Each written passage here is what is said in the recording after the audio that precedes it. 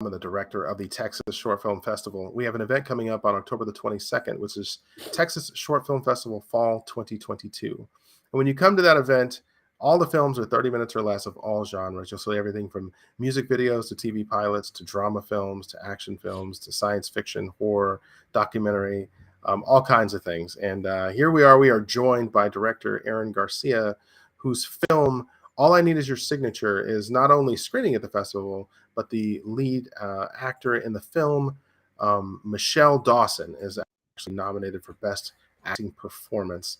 Thank you so much for taking the time to join us today, Aaron. No, thank you for having me. I'm really excited to film and talk about festival. Yeah, so well, let's kick it off with this. I will always give away the end of the film, so I'm not going to describe it. Can you please give me the synopsis of the film in your own words, please? Okay, I'll do my best. Yeah, it's basically an absurd story about this woman who basically is working for this mysterious company. We don't know what it is, and she's trying to get these contracts signed by different people, and she hates it. You could tell, that she just doesn't like interacting with people and whatnot. And so she basically has, kind of made a deal of, I just want to do this let me get this one last person, then I'm done with all this stuff. Like kind of like quitting a job or whatever.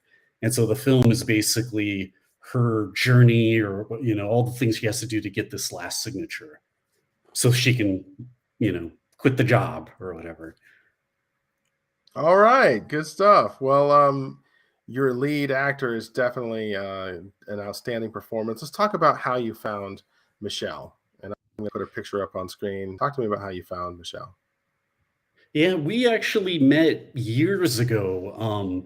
I had a friend who, we were doing these plays, like these one-act plays. And so she came in to audition, or I don't know if she'd come into audition, or I think one of my friends knew her.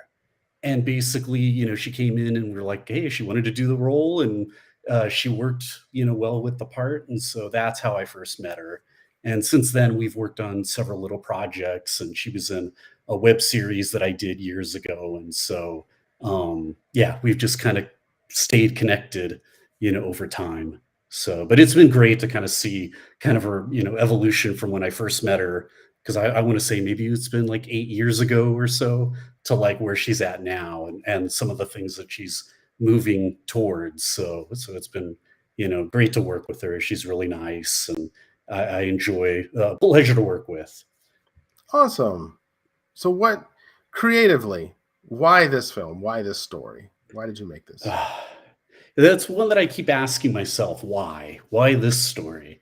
I think I kind of wrote it kind of stream of consciousness. Like I didn't have like a set, like, oh, I want to do something about this. I kind of wanted I had an idea of a premise of a story, but I think a lot of the stuff that the reason why it came out the way it came out was, I think, some of the things I was going through at the time, even though it has nothing to do with those things. I kind of come from like an experimental film background. And so I've been trying to do some like short films lately that kind of come out of that kind of, I don't know, process. And so writing this story kind of felt like, I had a premise in mind and I just wanted to see where it went. I wasn't trying to dictate anything. It wasn't anything that I was trying to tell people, this is what you have to think about this film. I wanted to keep it vague and open to where people can watch it and kind of make up their own mind what the film means and what it's really about. But I feel like it's a film that there are symbolisms in it and stuff like that, but I feel like it's more of that type of movie where you have to watch it a couple times to kind of get something for yourself out of it. It might mean one thing for me, but you hope that the audience can gravitate with something different with it, and take something else out of it. So. Okay, excellent. Well, from a production perspective, is there anything you learned on this one? I feel like, it's kind of like the basic things where no matter how you schedule, it's always going to take longer than you think. That's, with us, like you set up, okay, we're going to do this thing with the actors or whatever. It's only going to take 2-3 hours. And of course it takes double the time. So that was one thing I learned of like, okay, you're going to have to give yourself a big gap for people to like, just at least time or whatever padding so that you get everything done. I think for me, the big thing I learned, because before I had done this film, I think for me, it was just kind of like, I was just happy I was able to physically do it. A few years ago, I had gotten pretty sick before COVID.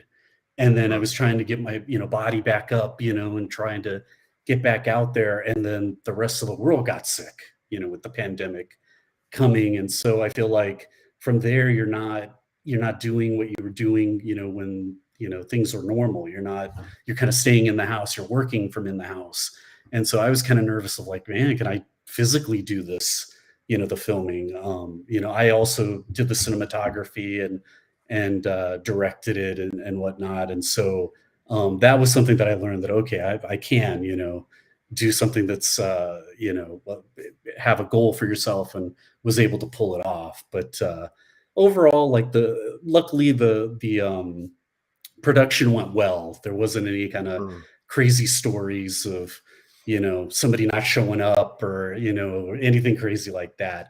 I lucked out that the actors got along. They worked really well with each other. And as far as, just filming with the mask on, like for me, I tried to, be conscious of trying to keep that mask on, and you're kind of worried, doing like an 8-hour shoot or even a, 2-hour shoot, having that mask on the whole time, as a director and stuff and camera operator, it's like tough, so. For sure. Well, what do you got planned for the future? What's next? Well, right now I have a couple other shorts that I'm trying to complete. I have one that I'm in post-production on, so I'm trying to wrap that one up. And then I have another one that I'm filming right now. And so just trying to finish those up and trying to build into trying to do a feature film. So, as far as these short films are more kind of trying to build yourself back up, and kind of getting back into the rhythm after everything that's happened, in the world, just trying to get back into everything. So that's what I have coming up next. All right. Good stuff. Well, is there anything else you'd like to add before we go?